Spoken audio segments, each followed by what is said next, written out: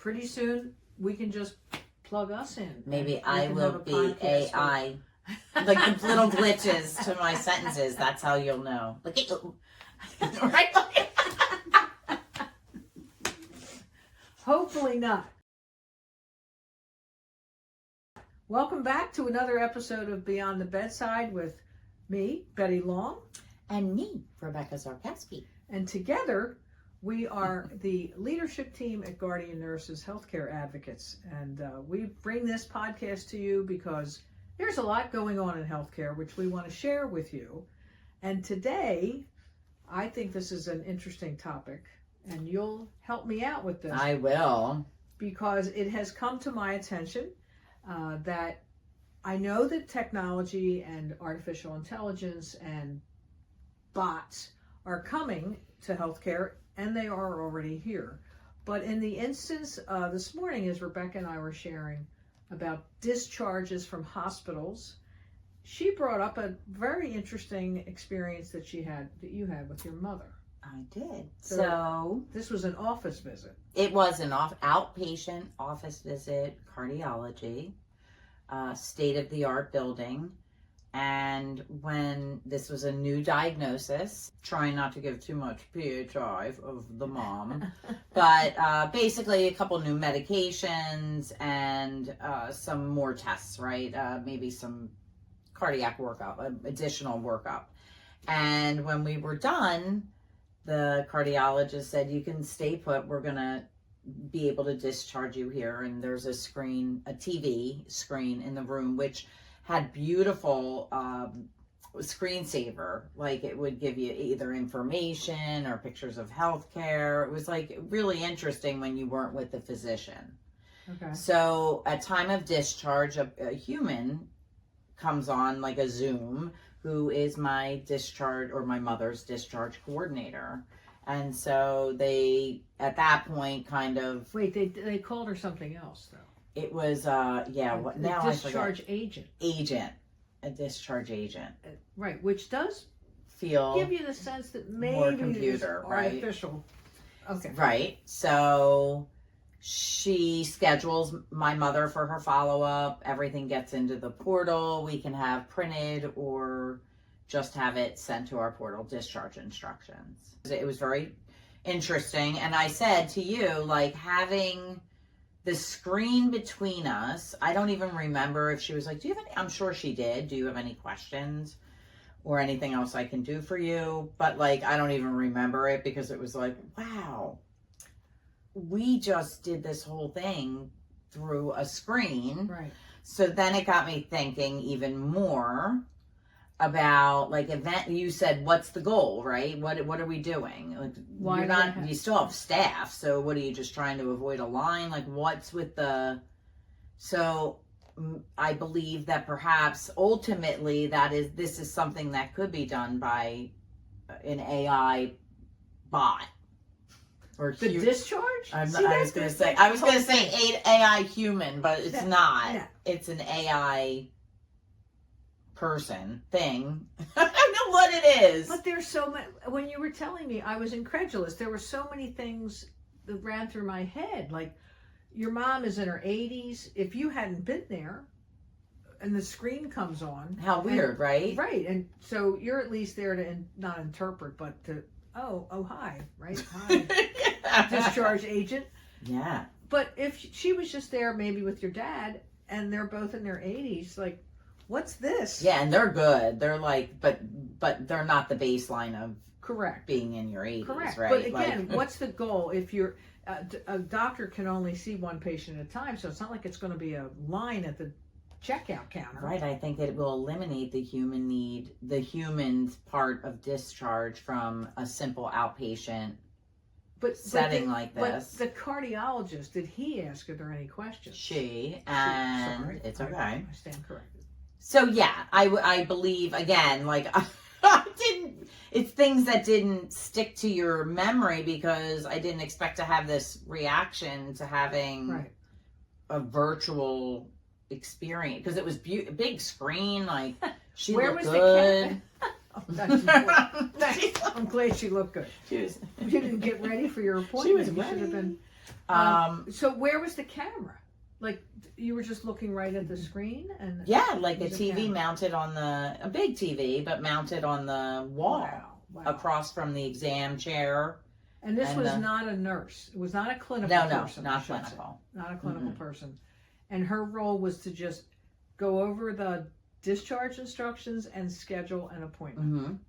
And so once that was done, were you then free to leave the office? She didn't really review the discharge instructions, but I think it was so new. It was like, would you like these printed out, or we can send them to your portal? And we said portal's good, which is good, right? Right. Because not everybody interacts with their portal. We know that. Okay.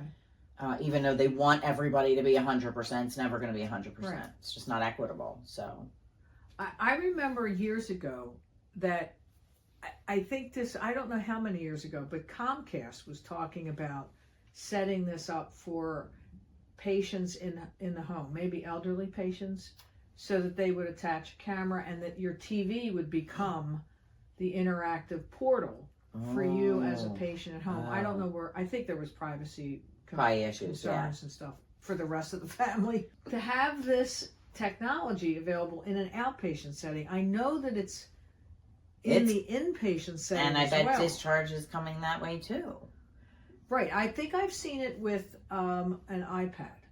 So there's a discharge nurse somewhere in the world who, if I was your nurse, I would come in and say, Rebecca, here's your discharge nurse will be here in a second, or press that button and you'll interact with a nurse.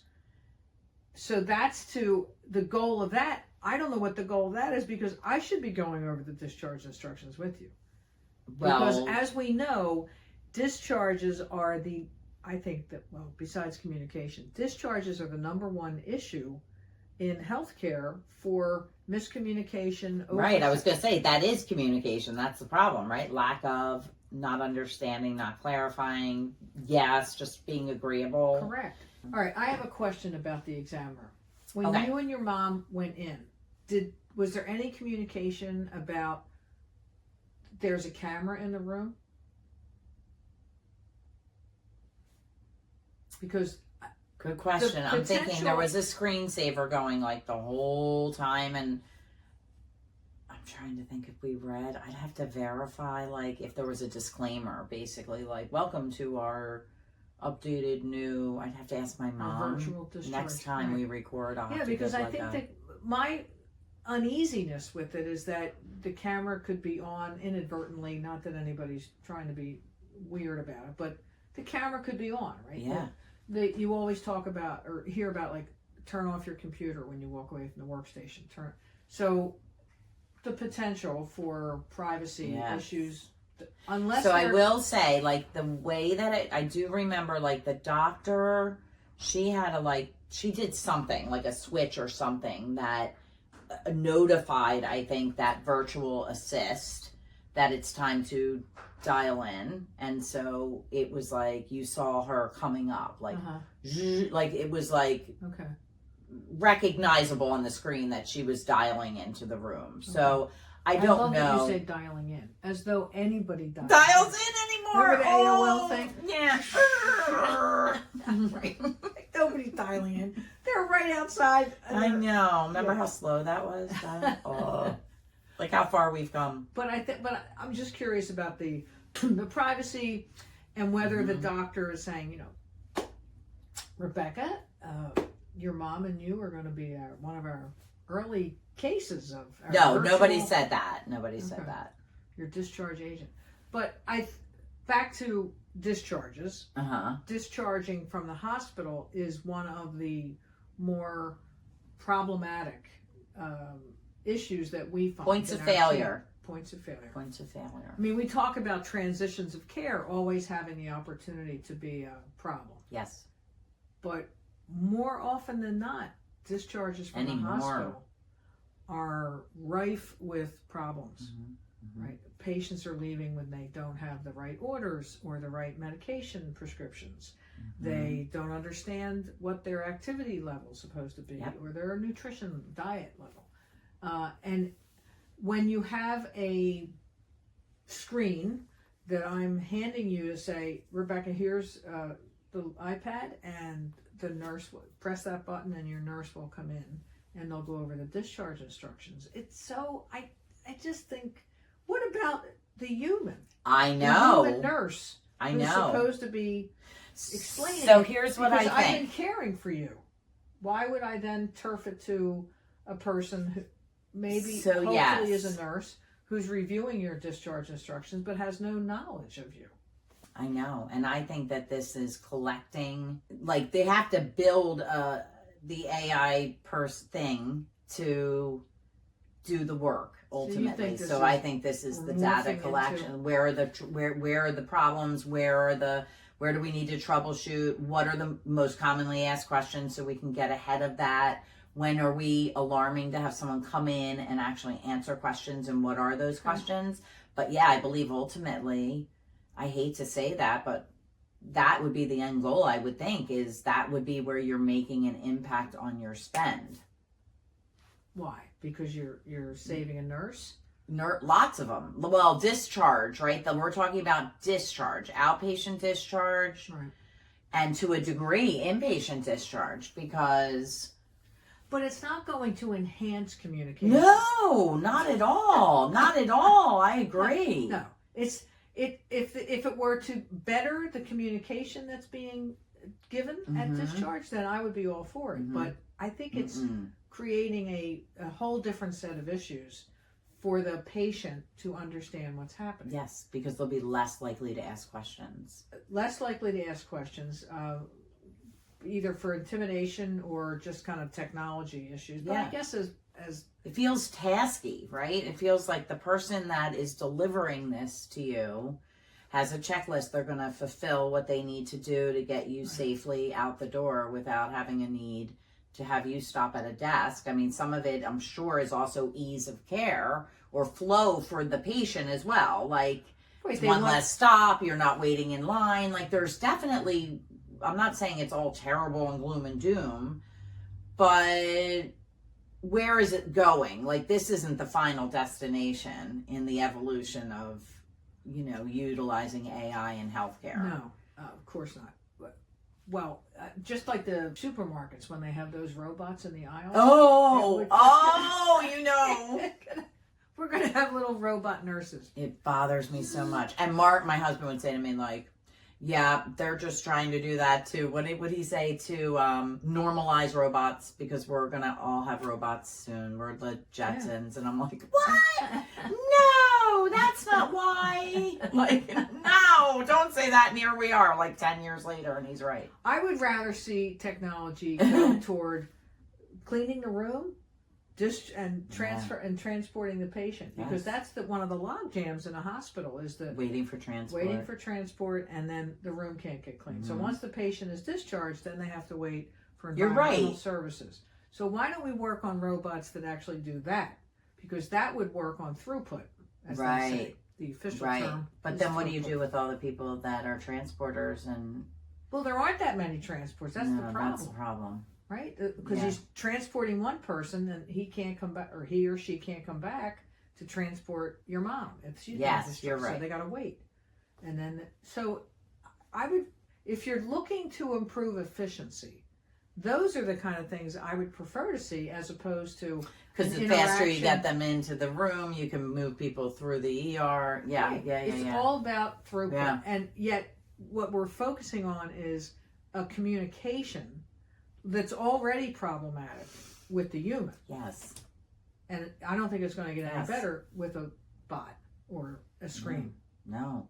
So I know I'm a dinosaur, but... So it's funny we're talking about this, because earlier today I was with Bricklayers, our client, and we were talking about some of the part of the trade. They go up on these like window washing, gurney kind of things, right? And they're roped up, and because in Philly we have all the stone and masonry work, they go in and they have to clean and they have to recaulk and they have to, all the things they have to do to preserve these buildings, and just like how overwhelming like that job must be to be swinging and have to, like, they even have like jackhammers and stuff, like it's crazy. And I said, and that's something that you'll need a human to do forever, right? Because what are you going to do? Have some robot up there like, Which is another commercial to go into the trades. Go into the trades, yes. It's hard work, but it's a good job. You feel solid, good, right? solid. Great benefits. You have guardian nurses. Mm-hmm. Just a little plug. We just talked about a case. There was a patient who got stents, I think, heart stents, and was supposed to be on Plavix, which is a drug that you're often on and very critical that you're on it after the stents are placed. And the team that was discharging him asked him about his Plavix, and he said, I'm not on that. And they seemed very intrigued by that, but no one had asked him because his medical records still said Plavix 4 years later from the previous stents that he had placed. So no one even checked to see if he was still currently. Mr. Smith, are you still on Plavix? That's kind of odd. You've been on it for 4 years. That's a no-no. Instead, at the end, when they were discharging him, asked him about. So at least they asked. But the problem, when you assume that people are checking. Right. Meds like that, you need to be on them before. It's a critical med. Maybe, or titrate up. There's so many. Yeah. So I know that AI is coming and it's here and it's helpful in research but I still think, again, the model of guardian nurses is about humans interacting in person. I got eyeballs on you. I can sense that you're not maybe understanding the discharge instructions, but that model to me. I agree, but I think it's coming. I know it's coming. Pretty soon we can just plug us in. Maybe I will be AI. Like the little glitches to my sentences. That's how you'll know. Look at you. Right? Hopefully not. Hopefully. That's how I listen to everything now to see if it's real or not. Like I listen for like little glitches or one of your eyes not blinking. You know, there's like little. They're so slight though. It's really hard. You have too much time on your hands. It's really. You got to get off. Even commercials now, like during the game or whatever, I'll be like, is this like AI generated commercial or are these still actors? Right. Well, it's something that's correct. There's a lot of problems with that. Anyway, we're still here. We're still very much human. Yes. So thank you for listening. We hope this generated some thought. And if you're being discharged from either a doctor's office or a hospital, pay attention. Make sure you ask questions. It's okay to ask questions. Yeah. Make sure you ask questions and understand what you're going to have to follow up on because it's really important. All right. Bye. Bye.